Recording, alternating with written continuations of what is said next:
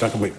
Kia ora, Mr Speaker, and I endorse the comments of the Leader of the House on this bill, especially those which point out how constitutionally important it is. And in some ways, it's strange that one of the most important bills we have and that we'll see, arguably in this term of Parliament, and one that will, I hope, be enduring, is one which, in this House at least, will spark the least debate, or at least the least vociferous debate. However, I'm sure that in Select Committee things will go otherwise. I'm confident, and I would take odds that there'll be more than 10 submissions to Select Committee on this. I guess the main point of this bill, to my mind, is making very clear the independence of the legislature, of this House, of Parliament, from the executive. And the most obvious kind of tie is the financial tie, that it is conceivable under the current, unlikely but conceivable under the current framework, that the government of the day could make Parliament's functioning and make the opposition's functioning more difficult by limiting the funds or not increasing the funds appropriately to support members of Parliament and the work that goes on in this House. This makes a small step away from that, in the sense that it will take the funding of this House away from the normal appropriations process and make it a question for this House itself.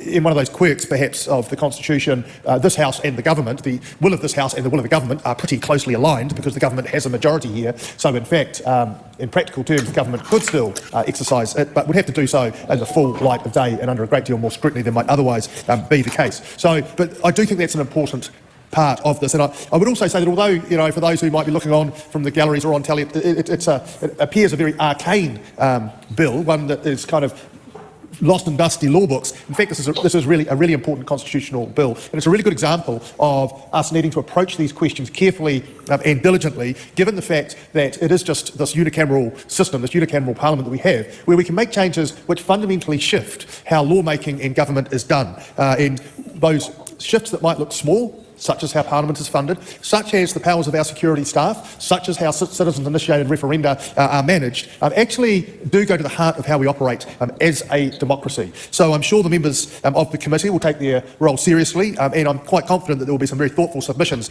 coming in. I know a lot of work, as the Leader of the House acknowledged, a lot of work has gone into this bill already.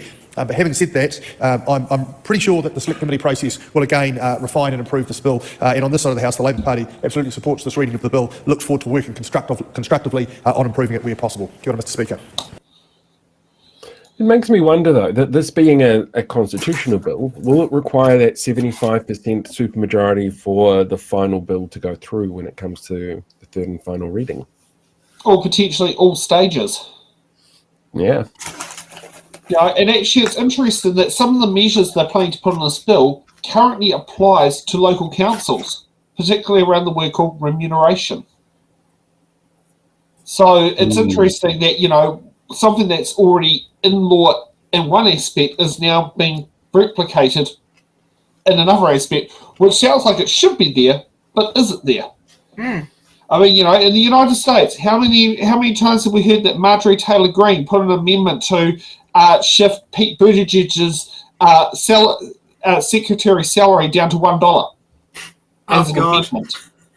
You know, thank goodness we don't have this bullshit, but this law would stop that bullshit. Good.